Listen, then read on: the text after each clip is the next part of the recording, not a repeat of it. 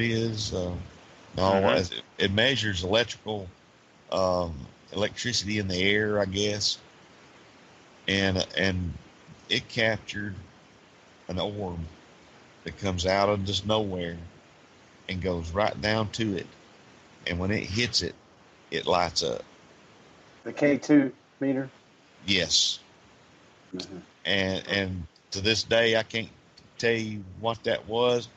The house was a barn that had been converted into a home, and it was being rented out. And supposedly, a gentleman had perished in the house by fire. And but now I know that, like I said, being a minister, I know I've walked into homes and get that heebie-jeebie, just like something don't want me there. Mm-hmm. And I can't explain it.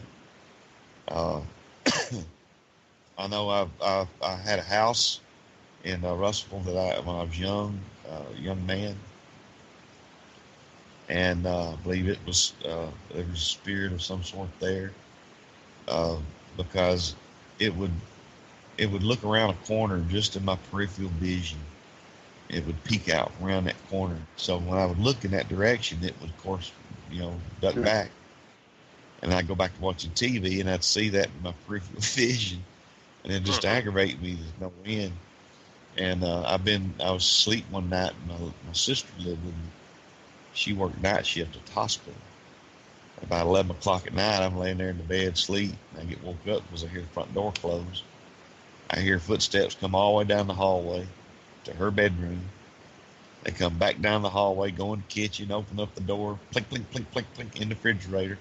I think it's my sister. She's, in from work. So I get up, and I'm just going to go in there and, like, what you doing? And I go in the kitchen, and, of course, there's nobody in the kitchen. So I go over to the door and look out the window to see if her car is in the driveway, and there's nobody there. No car.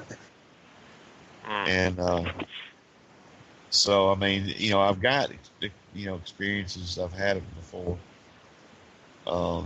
So it doesn't bother me. I mean, I don't know what it is, but the only thing I don't subscribe to, and it's the only thing I don't, is the portals and all that kind of stuff. I mean, I'm kind of like you. I'm kind of like you when I say that most of the time I can look at something and analyze it, and I can get an explanation for it. Mm-hmm. And but it's that other 1 or 2% that gets you. It does. I mean, it does, to see something move so fast that you can't hear it. You can see it for just an instant. And I even captured it on video of one that he run faster than I could pan, and he just so happened to stop. And when he stopped, he looked at me, and the camera, I'd stopped for 1 second, and then after that, gone. I mean, it's just a lot of things that I witnessed and experienced. I can't explain. Well, I don't know how Stan would respond, but I know a lot of what we've caught outside of personal experiences I've had throughout my life. But if we do an investigation, a lot of what we catch, we don't realize we caught until we're examining a video later. Yeah. Tell me about it. Is that right? Yes, absolutely. I had mentioned that we done an investigation at Old Cahaba. We also helped with the Haunted History Tour. Well, we managed to be able to investigate the old church that's right across from the visitor center in Cahaba. The first time the church has ever been investigated. Mm-hmm. Well, we set up our cameras. I had my wife and 2 of my members in there, and they were running handhelds. And I was doing an EVP session, right? Okay. We also had the SLS set up, and I had just, when I stepped in the door, I could feel not a negative or anything like that, but it was just a heaviness, like maybe a presence, if you will. I mean, it was just kind of hard to understand, how to explain that. But I told my wife, I said, we need to set up and get the lights off and start, because, it was like it was nagging at me. So we did, and we had a couple of instances where the door came open, and I thought I had caught a maybe it looked like a gentleman, a young black gentleman, to just out of the right side of my eye. And so that went on a couple of hours. We went on and done our thing, and we came home a couple of days later, and I started going over some of the video, and of course a lot of it was just nothing, some dust particles here, some dust particles there, and I had everything but given up. I was getting ready to turn everything off, and I kind of caught something again out of the corner of my eye on the video, and it appeared like it ran across the floor, like it may have been the size of a dog or something like that. And I said, wait a minute, I back it up, and I did it again, and 4 or 5 times I tried to isolate it, and I went to the EVP recorders and kind of matched the timestamp and said, okay, let's see if I hear anything at that point. And you could literally hear footsteps. You could see us on the video. We're standing completely still. I'm asking questions, and you see the shadow go across the bottom, and then you hear the footsteps. It's like it would go pitter-patter twice, stop, pitter-patter twice, stop, and that type of thing, until you could just, like, it went out the front door and down the steps. And the shadow disappeared as well. So I told my wife, I said, this shadow ran right behind us, turned and went down the side, right in between the whole group, and down the steps. And we never, ever, ever once seen that while we were standing there. And we never heard that pitter-patter either, but I caught it on the EVP recorder. So going back, you might go to an investigation and investigate 8 or 10 hours and experience absolutely nothing. And when you go to analyze this stuff, you're like, wait a minute, all this stuff is going on. We were standing right there. We were, and you didn't experience any of it, but you caught it on your cameras or your EVP recorders or your FLIR, that type of thing. And that is really amazing to me. I have a thing I used to say, if you can, there's a difference between a paranormal investigator and a ghost hunter. If you can sit for 4.5 hours and ask the spirit, or try to talk a spirit into moving a ball in the middle of the room, and it never moves, and then you get up and go home and you're just as content as you were when you got there, then you're a paranormal investigator. Right. I knew a guy that called himself a ghost hunter, and which was all fine, he was in there trying like everybody else, but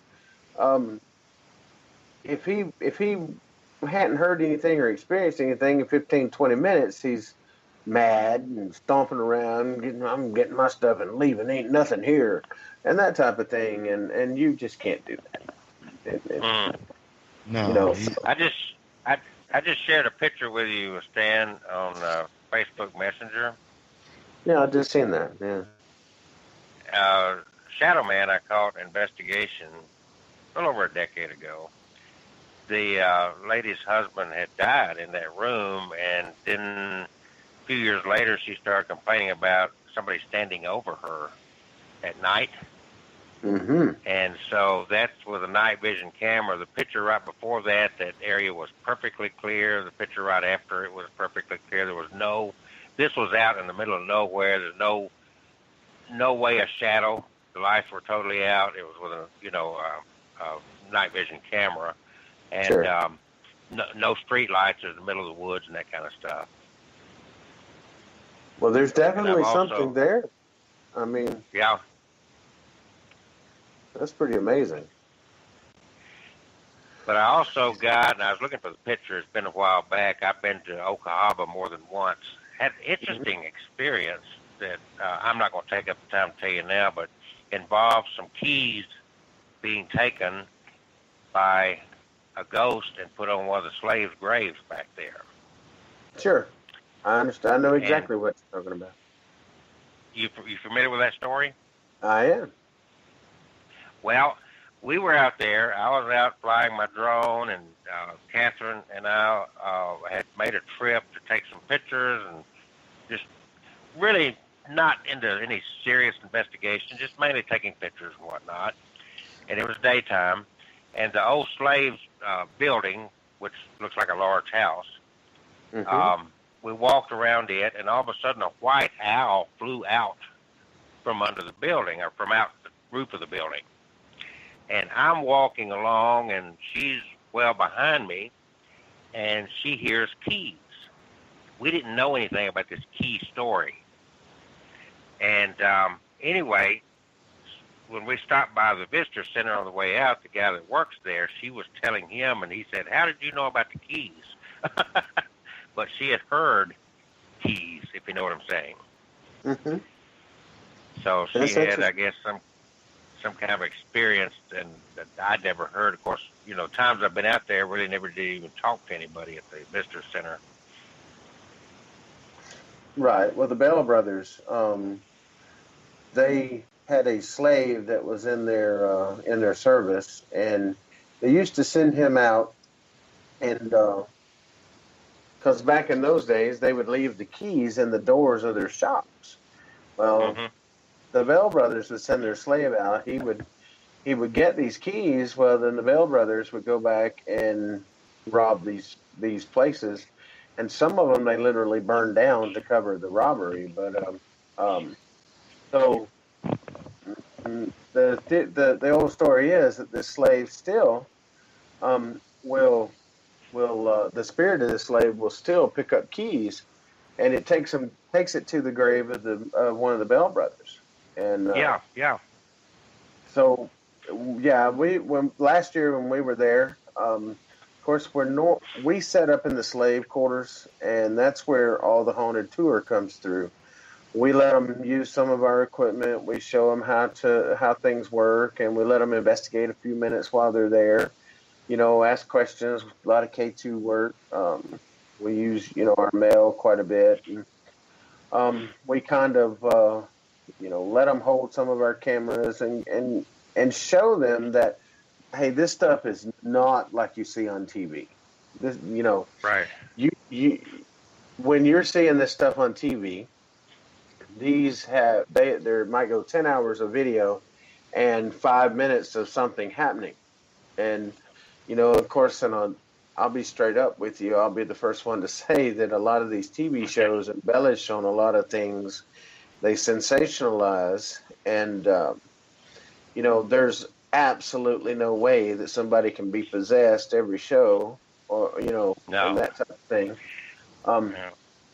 So we try to warn people about that. But that slave quarters, I've spent hours in that thing, and there's definitely things that goes on in there. We've heard while we were there, we've heard footsteps up and down the stairwell and that type of thing. So, Cahaba's one of our favorite places, and Mr. Nathan Levan, a very, very good friend of mine with Alabama Paranormal Research, he is actually the one that's over that